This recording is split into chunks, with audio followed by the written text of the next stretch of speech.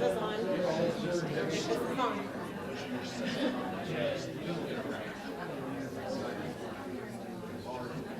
Good morning, everybody. There, we're on. We're about 10 minutes late getting started. Part of that's my fault, sorry. So, got a full crowd here. Thanks, everybody. Did better than last year. Of course, the weather was treating us a little better, except for over this weekend, or the last couple of days. Feels like my weekend.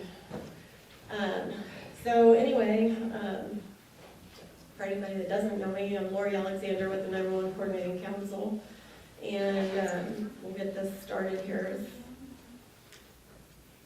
and move on in, since we're running late, to our updates.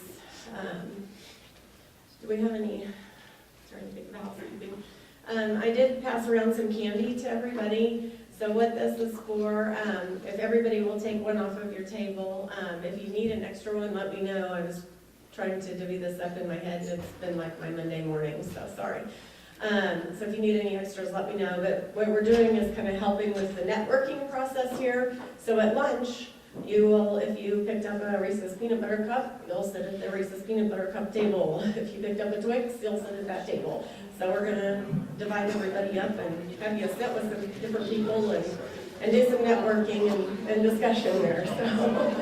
So get you out of your comfort zone instead of sitting with the same people all the time. So, and we'll be sitting at different tables as well up here, all of us.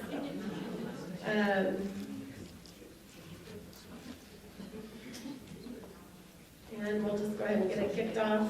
Sherry, we have you up with the grant program.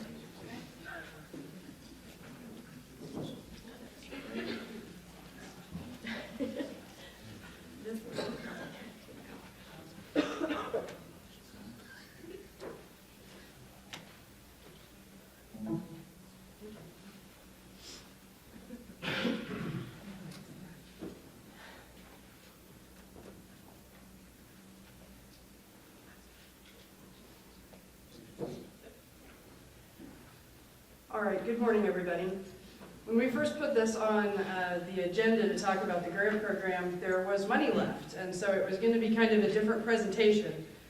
But I wanted to give you guys an update on where things are and what's happened and sort of what's coming next. So, here we go. Here's a timeline of the federal grant program. On August 9th, the council received a notification from the National 911 Office that we had been approved for a project to distribute $1.8 million to Kansas PSAPs, specifically for subgrants for equipment needed to support Next Gen 911. It took us about a month to put together the rules and get everything ready and notify you guys, and the first notification went out on September 4th, and application acceptance opened then. That went out in an email to all PSAPs through the portal. And then on September 6th, we got our first application. As of today, and actually as of last week, we have received 32 applications, and all $1.8 million is committed. I want to talk about the term committed there here in just a little bit. But to give you guys an idea of what we had 32 different applications supporting 36 different PSAPs. Of those applications, all of them have been approved for their content, 30 of them have been funded, and 2 of them are in what I am calling the waiting list. So these are the totals for what the funded grants are actually for. About 1.2 million of it is for radio equipment. Most of that consoles in the PSAPs, but some of it for replacement equipment at the towers or upgrade to equipment at the towers. 339,000 of it for voice recorders, either for the upgrade or the replacement of voice recorders at different PSAPs. There are a few PSAPs that are implementing or upgrading their EMD. And then I think 1 or 2 PSAPs applied for upgrades to CAD. So that's where the grant dollars went or are scheduled to go right now. So what happens now? All of the grants were based off of quotes. nobody had their project finished at the time of the application. So the application amount is a best guess. In January of 2021, we are going to see how much they actually spent. Because if you are a recipient, and let's say you got approved for $20,000, but your project actually only comes in at $19,000, you don't get the extra one. This is a reimbursement or a payment of invoice only. So if the amount in the budget turns out to have been higher than the amount you actually spend, that remaining money is going to be pooled together and then made available for additional grant requests. Within the guidance that we sent out initially, we talked about the fact that in January, or roughly January of 2021, we might possibly lower the minimum. Currently, the minimum was a $10,000 grant request, or a $10,000 project. So we will also consider in January how much money is available and whether it's reasonable to lower that amount. To give you an example, one of the grant requests that is sitting in the waiting list is a $60,000 request. It is not very likely, unless some major project does not complete at all, that there will be a full $60,000. They may not be interested in doing the project if they can only get 20 or 30,000. So it may be that that money actually slides down pretty far or gets divided into multiple grants just because people may not be able to take that amount to do the big project they originally thought of, if that makes sense. So what I am encouraging you to do, if you have a project, go ahead and apply. The waiting list is going to be considered first come, first serve, and yes, there are 2 grants on there, but especially if your project is something that can wait for a year or 2, or something that you're still trying to figure out how you're going to make your match locally, or if it is a small project, those applications have a very good chance of being considered as we move forward. Remember, there are a lot of deadlines associated with this, and it's possible that not everybody that got a grant will be able to make use of the one they got. So, are there any questions about the grant program before I move on to talk specifically to those of you that did receive a grant, because we have quite a few in the room that did? Okay. Are there any current thoughts about future grants? I have heard quite a bit of scuttlebutt that there are bills in front of the Congress right now, or going to be soon, for additional funding, but nothing firm. If that happens, I think it's pretty fair to say the council is going to be focusing a lot of that money, just like we did with this one, on PSAP subgrants.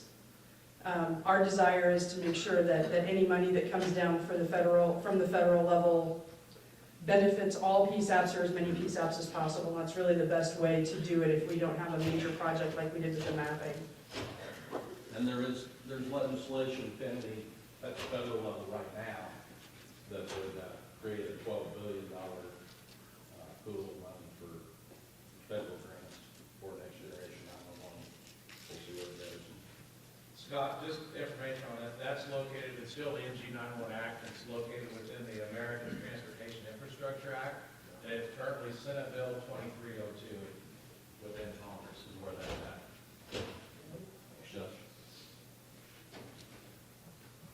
Any other questions?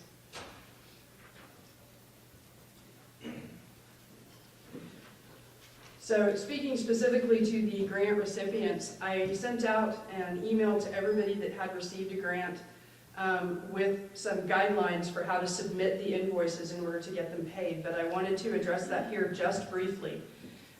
We've had a few questions come up about, well, I gave you my invoice, can you go ahead and just pay it? No. You have to pay the match first, and that means that you have to have some evidence of a paid invoice.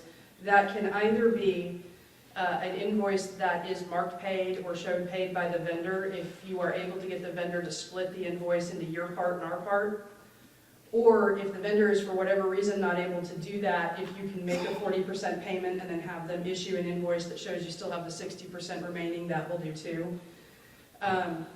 Also, finally, if Their accounting system doesn't allow for those types of things. If they can provide you with a receipt for that 40%, we will take that as well. And all of that just needs to be uploaded. If the PSAP name does not appear on the invoice, please write it on there before uploading it. That way we can make sure exactly which PSAP that this is supposed to be going for. I mentioned using voice recorders as an example. We only have 2 vendors who are providing those, and they're providing them to over almost 20 PSAPs.